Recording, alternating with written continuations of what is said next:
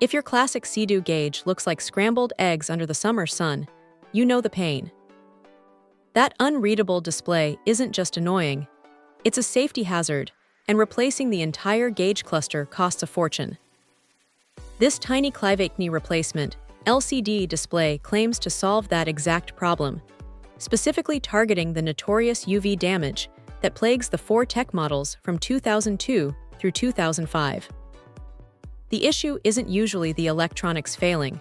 It's the sun literally cooking the polarizer film and the delicate conductive lines inside the glass screen. Once those lines are compromised, you lose segments and your speed, fuel, and hours vanish.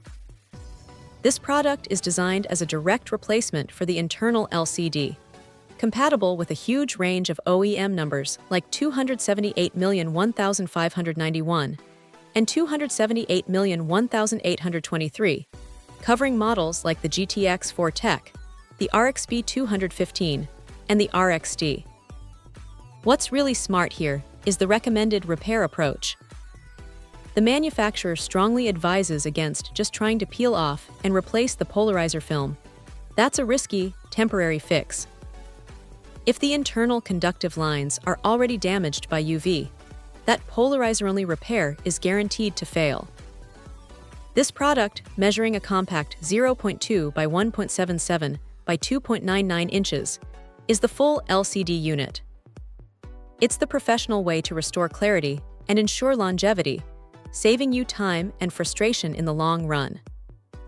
It's important to note that you are only getting the LCD screen itself. The large speedometer housing shown in the pictures is just for demonstration.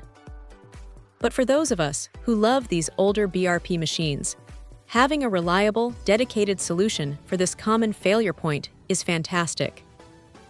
It's lightweight, easy to ship, and promises to bring back that crisp digital readout we desperately need on the water.